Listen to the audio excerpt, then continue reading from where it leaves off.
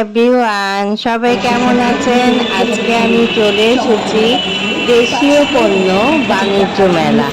আসসালামু আলাইকুম। আমি এখানে আজকে আমার মেয়ের হাত ধরে চলে এলাম। টিকিট কেটে নিয়েছি 20 টাকা করে। তারপর ঢুকে গেলাম এই দেশীয় পণ্য বাণিজ্য মেলায়। এখানে আহামরি তেমন কিছু নাই, মাত্র শুরু হয়েছে, দোকানপাট তৈরি করে নিচ্ছে। তো আমি ভিতরে ঢুকে গেলাম এবং দেখা শুরু করলাম জিনিসপত্র। তারা কেউ কেউ দোকান সাজাচ্ছে, কেউ কেউ এখনো তৈরি করছে, সাজাচ্ছে তাদের জিনিসপত্র, কেউ কেউ সাজিয়েও ফেলেছে। তো অনেক রকমেরই কাপড় চোপড়, তারপর সবকিছুই মেয়েদের তৈজসপত্র, ঘর সাজানোর জিনিসপত্র। আর জিনিসপত্রের মধ্যে কাপড় চোপড় আর অর্নামেন্টসই বেশি ছিল। আর ছিল ক্রোকারির সামগ্রী। এগুলোই ঘুরে ঘুরে দেখছিলাম, তেমন কোনো ভিন্ন কিছু নেই। ভিন্ন কিছুর মধ্যে কাচের ক্রোকারিজগুলো একটু বেশি পছন্দ হয়েছিল, সেখানে কিছুক্ষণ টাইম স্পেন্ড করেছিলাম। এখানে আছে নানান রকমের কাপড় চোপড়।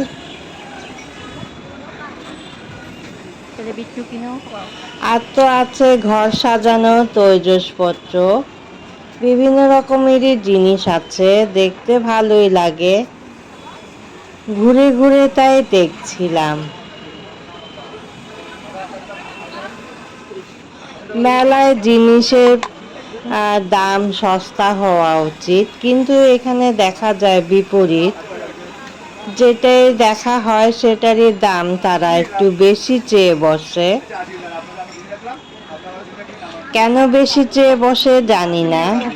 এই যে এখানে আমি কাপগুলো দেখছিলাম, ছোট ছোট কাপ, খুবই ভাল লাগছিল। সিরামিকের কাপ, বলছিল প্রতি পিস 130 টাকা করে।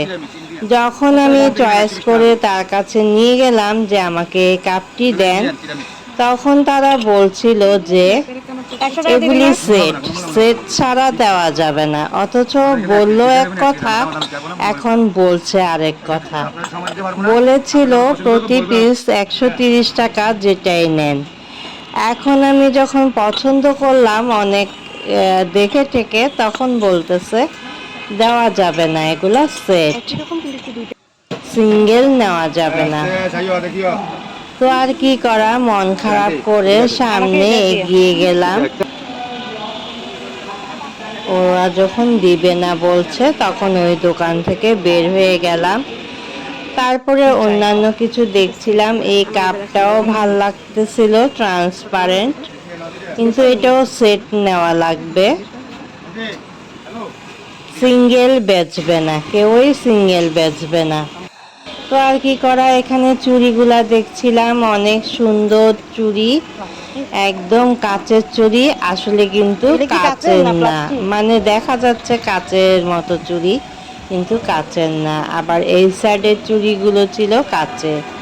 তো আমার মেয়েকে বললাম, তোমরা তো চুড়ি অনেক প্রিয় চুড়ি, তোমরা কেন চুড়ি কিনতেছো না এখন?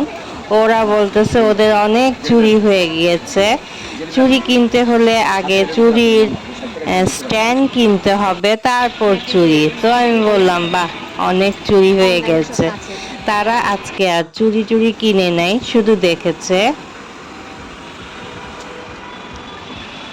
এভাবে ঘুরতে ঘুরতে পুরোটা মেলা ঘুরে শেষ করতেছিলাম। মেলার এইবারের আয়োজন অনেক বড় একটি স্থান নিয়ে করেছে তারা। এটা হলো জিএসসি মোড়ে। জিএসসি চিটাগাংয়ের জিএসসি মোড় বললে সবাই চিনবে, রিক্সাওয়ালা, সিএনজিওয়ালা, টমটমওয়ালা, তাদেরকে বললেই ওরা জিএসসি মোড়ে নিয়ে যাবে। সেইখানে একটি স্থানে এই মেলাটি বসেছে, দেশীয় পণ্য, দেশীয় পণ্য বাণিজ্য মেলা 2026। যারা আসতে চান সহজে এসে পড়তে পারবেন, বেশি দূরে নয়। জিএসসি মোড়ে এই মেলাটি অবস্থিত। দেখছি।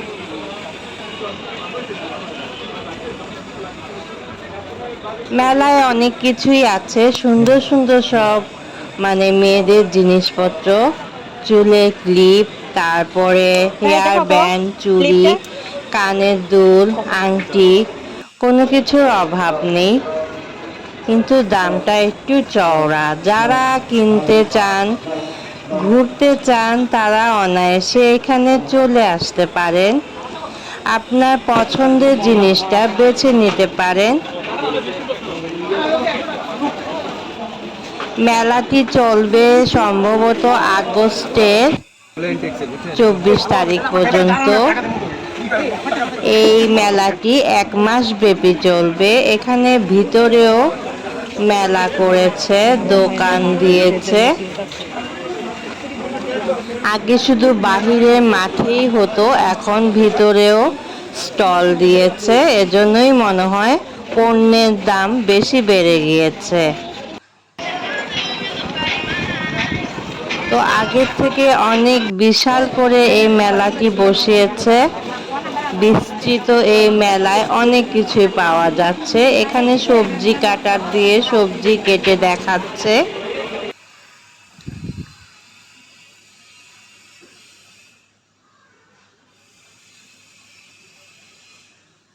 আর সব কিছুই ঘর সাজাবার জিনিসপত্র, আর আছে মেয়েদের অর্নামেন্টস, পুতুল, সুন্দর সুন্দর পুতুল আছে বাচ্চাদের জন্য। এখানে চুড়ি স্ট্যান্ডে নানান রকম শৌখিন চুড়ি সাজিয়ে রেখেছে।